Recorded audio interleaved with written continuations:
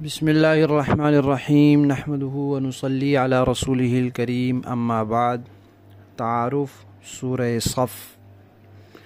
اس سورت کا نام سورہ صف ہے اور یہ لفظ اس سورت کی چوتھی آیت میں موجود ہے۔ صف کا معنی ہے سیدھی قطار، اور صف کا معنی ہوتا ہے صف میں کھڑے ہوئے لوگ۔ تو یہاں صف میں کھڑے ہونے والے لوگ مراد ہیں، اور جہاد کے اندر صف بندی کا ذکر ہے کہ جب جہاد کیا جائے تو اپنی صفیں سیدھی اور مضبوط کر لی جائیں۔ یہ سورت مدنی سورت ہے۔ قرآن پاک کی تلاوت کی ترتیب میں اس کا شمار 61 ہے، اور نزول کی ترتیب میں اس کا شمار 109 ہے۔ گویا اس کے بعد 5 صورتیں نازل ہوئیں، اور اس میں 2 رکوع، 14 آیات، 223 کلمات اور 991 حروف ہیں۔ اور یہاں قرآن پاک کی جو تلاوت کی ترتیب ہے، اس میں سورہ صف کے بعد سورہ جمعہ ہے، اس کے بعد سورہ منافقون ہے، اس کے بعد سورہ تغابن ہے، لیکن نازل ہونے میں سورہ تغابن اس سے پہلے ہے اور یہ اس کے بعد ہے۔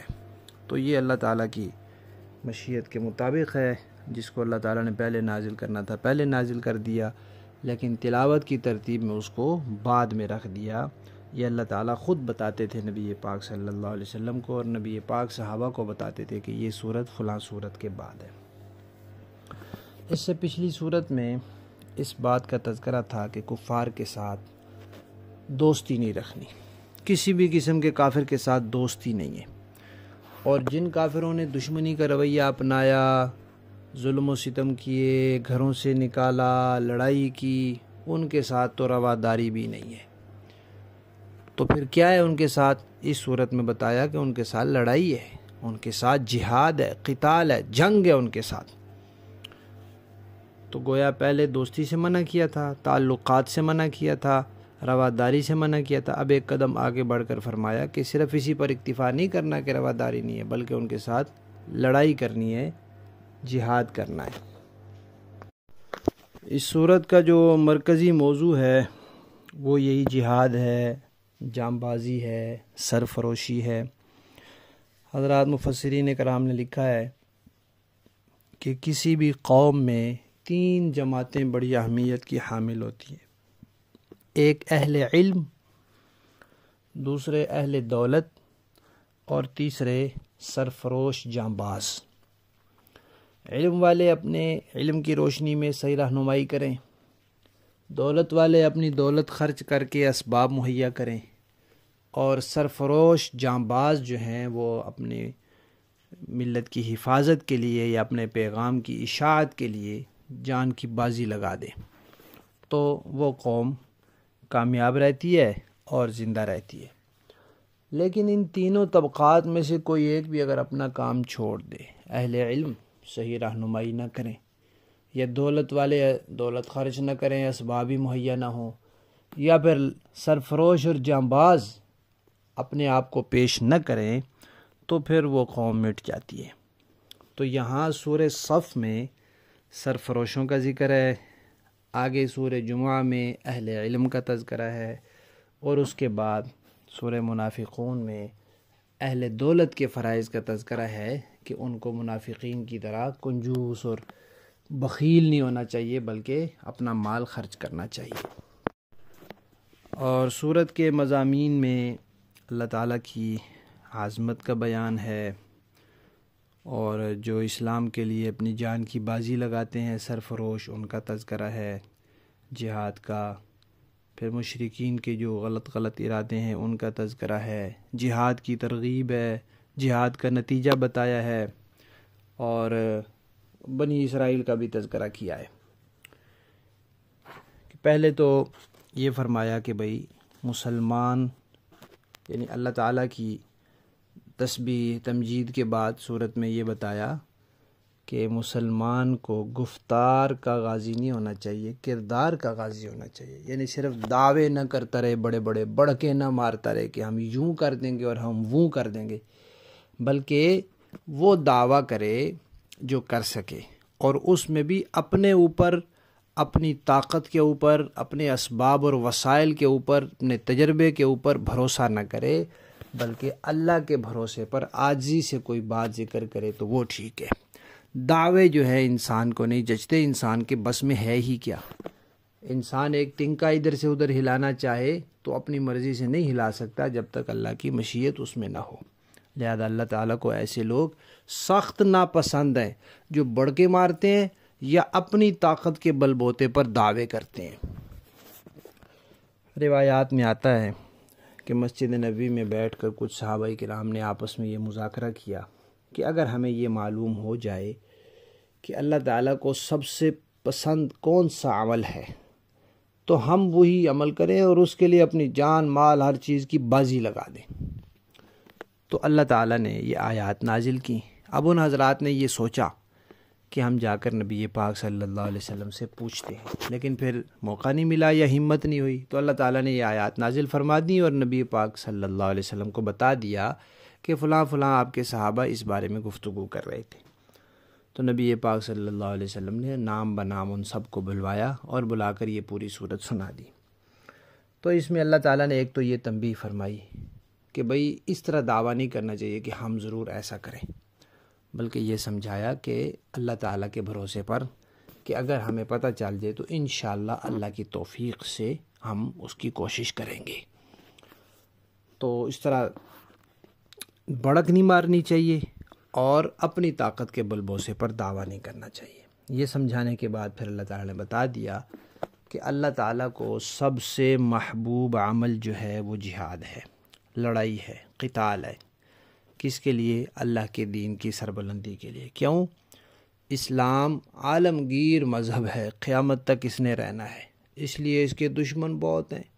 پوری دنیا میں جہاں کہیں جس قسم کے کافر ہوں گے وہ اس کے دشمن ہوں گے، کیونکہ سب کے لیے یہ لازم ہے. اب جب دشمن بہت ہیں تو دشمنوں کی سرکوبی کی ضرورت ہے، لہذا جہاد ہمیشہ جاری رہے گا. اس کے بعد یہ بتایا کہ جہاد ہمیشہ کیوں جاری رہے گا؟ اس لیے کہ نبی پاک صلی اللہ علیہ وسلم کی جو نبوت ہے وہ ساری انسانیت کے لیے ہے، قیامت تک کے لیے ہے. آپ خاتم النبیین ہیں، آپ کی نبوت عالمگیر ہے، اس لیے یہ قرآن اور اس کی دعوت بھی عالمگیر ہے، لہذا جہاد بھی عالمگیر ہے. آپ سے پہلے جو انبیاء تھے وہ کسی خاص قوم، خاص علاقے اور خاص وقت کے لیے آتے تھے. حتیٰ کہ موسیٰ علیہ السلام اور عیسیٰ علیہ السلام جیسے جلیل القدر نبی، پیغمبر، رسول، ان کی نبوتیں بھی خاص تھی، صرف بنی اسرائیل کے لیے تھے. دونوں نے بنی اسرائیل کو مخاطب بنایا اور پھر یہ بتایا کہ دیکھو مسلمانوں، تم ان کی طرح نہ ہو جانا. بنی اسرائیل نے موسیٰ علیہ السلام کو بھی ستایا، کبھی کہا جی ان کے جسم میں کوئی عیب ہے، کبھی قارون نے ان کے اوپر کسی عورت کے ذریعے تہمت لگوائی، کبھی ان کو کہا جی ہمارا بھی ایسا خدا بنا دو جیسے ان کے بت ہیں، کبھی بچڑا بنا لیا. تو کبھی کہا جی جب لڑائی کا حکم آیا تو کہا بھئی موسیٰ آپ اور آپ کا رب جا کے لڑیں، ہم یہاں بیٹھے ہیں. تو طرح طرح سے موسیٰ علیہ السلام کو اذیتیں دیں، ایذائیں پہنچائی. تو مسلمانوں تم نہ ایسے کرنا. اور عیسیٰ علیہ السلام کے ماننے والوں نے بھی ایسے ہی کیا.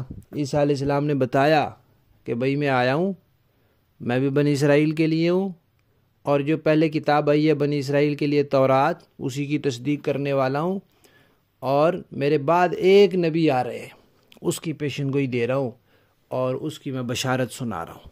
اب چاہیے تھا کہ بھئی بنی اسرائیلی سارے کے سارے نبی پاک صلی اللہ علیہ وسلم کی نبوت پر ایمان لے آتے، چونکہ ان کے نبیوں نے بشارتیں دی ہوئی ہیں. لیکن جب نبی پاک آئے تو انہوں نے ایمان لانے سے انکار کر دیا، سازشیں شروع کر دی اور اسلام کی اور نبی پاک کی اور قرآن کے دشمن بن گئے. لیکن ان کی اس دشمنی سے اسلام کا چراغ بجھایا نہیں جا سکتا. ان کی پھونکوں سے یہ چراغ بجھایا نہ جائے گا، اس کی روشنی پھیل کر رہے گی. اللہ تعالیٰ اس کو غالب کریں گے. اللہ تعالیٰ نے بھیجا ہی اس لیے ہے، یہ ساری بات بھی اس میں آئی ہے. نبی پاک صلی اللہ علیہ وسلم کو اللہ تعالیٰ نے فرمایا ہم نے آپ کو بھیجا اس لیے ہے کہ آپ کا دین دنیا کے سارے دینوں پر غالب ہو جائے۔ اور یہ کب ہوا؟ حضرات خلفائے راشدین کے دور میں۔ اس لیے خلفائے راشدین کے دور کو دور نبوت ہی کہا جاتا ہے کہ وہ ان کی خلافت جو تھی وہ خلافت نبوت تھی۔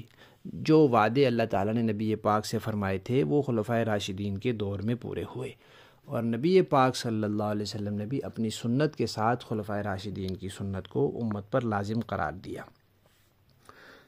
جب اللہ تعالیٰ نے یہ بتا دیا کہ اسلام کا چراغ کوئی نہیں بجھا سکتا، تم نے کیا کرنا ہے اب اس کام کے لیے؟ تو فرمایا تم نے جہاد کرنا ہے۔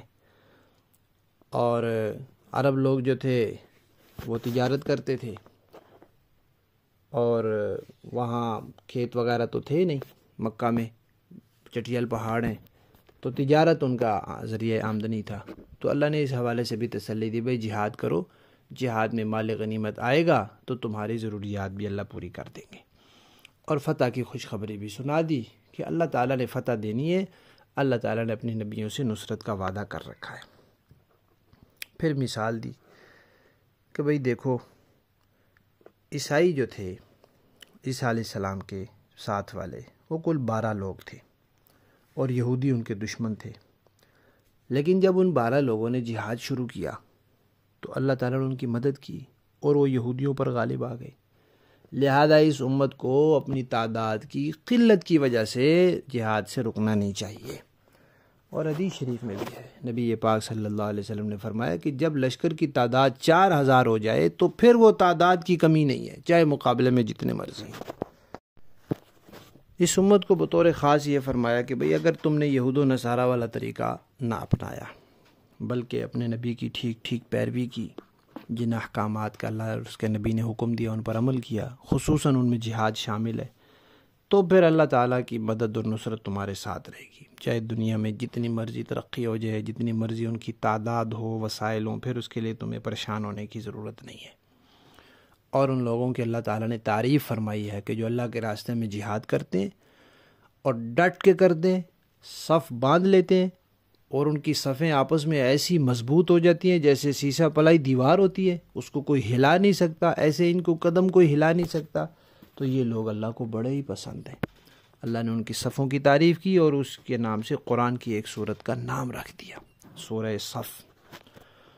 اور اس میں یہ بھی فرمایا کہ دیکھو بنی اسرائیل جو ہیں انہوں نے ٹیڑھ اختیار کی، اور یہ اللہ تعالیٰ کا ضابطہ ہے، قانون ہے کہ جو بندہ برائی کرتا ہے اس کے دل پہ ایک سیاہ نقطہ لگ جاتا ہے، پھر اور کرتا ہے اور لگ جاتا ہے، کرتے کرتے کرتے اگر وہ توبہ نہیں کرتا، اسی روش پہ چلتا رہتا ہے، تو ایک وقت آتا ہے کہ اس کے دل پورا سیاہ ہو جاتا ہے اور سیاہی کے غلاف اس کے دل پہ چڑھ جاتا ہے، پھر نیکی اور ہدایت کی توفیق اس سے ختم ہو جاتی ہے، اس کے اپنے اس کرتوت اور مسلسل ایک روش پر رہنے کی وجہ سے۔ تو جن لوگوں نے ٹیڑھ اختیار کی، نبیوں کو ستایا، نبیوں کی تکذیب کی، اللہ فرماتے ہیں پھر اللہ نے بھی ان کے دلوں کو ٹیڑھا ہی کر دیا، یعنی ان نیکی کی توفیق ہی ختم ہو گئی، ان کے اس عمل کے جاری رہنے کی اور ضد بازی کی وجہ سے پھر وہ ہدایت پر آنے کا رستہ ہی ان کا بند ہو گیا۔ اور جہاد کی وجوہات بتائی ہیں اس صورت میں کہ جہاد کیوں ہے۔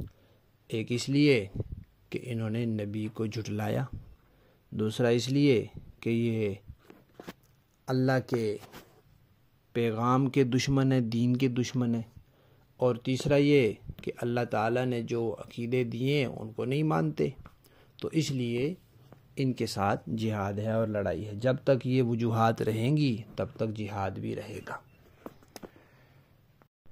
ایک بات یہاں اور یہ یاد رکھنی چاہیے کہ یہاں آیت میں آیا ہے یا ایھا الذین آمنوا لم تقولون ما لا تفعلون، اے ایمان والو تم کیوں وہ باتیں کہتے ہو جو کرتے نہیں ہو۔ تو اس کا تعلق دعووں سے ہے، بڑکیں مارنے سے ہے، اپنے بھروسے پہ بڑے بڑے دعوے کرنے سے ہے۔ اس کا تعلق دین کی دعوت اور تبلیغ سے نہیں ہے، کیونکہ جو داعی مبلغ ہوتا ہے اس کے ذمہ 2 کام ہوتے ہیں، ایک یہ کہ خود بھی عمل کرے، دوسرا یہ کہ دوسروں کو بھی اس کی ترغیب اور دعوت دے۔ اب اگر بالفرض وہ خود کسی حکم پہ عمل نہیں کر رہا تو دوسروں کو تو دے نا۔ ایک آدمی خود تہجد نہیں پڑھ رہا، دوسروں کو ترغیب دے، کوئی حرج کی بات نہیں ہے۔ خود اس کے اندر کوئی کمی کوتاہی ہے تو وہ ایک حصے کا مجرم ہے، اگر وہ دوسروں کو بھی کہنا چھوڑ دے گا تو دوہرا مجرم ہو جائے گا۔ لہذا اس آیت کو اس معنی کے اوپر نہیں لگا سکتے کہ بھئی جو عمل بندہ خود نہ کر رہا ہو اس کا دوسروں کو بھی نہیں کہہ سکتا، خود جہاد نہیں کر رہا تو دوسروں کو نہیں کہہ سکتا، خود حج نہیں کر رہا تو دوسروں کو نہیں کہہ سکتا، خود زکوٰۃ نہیں دے رہا تو دوسروں کو۔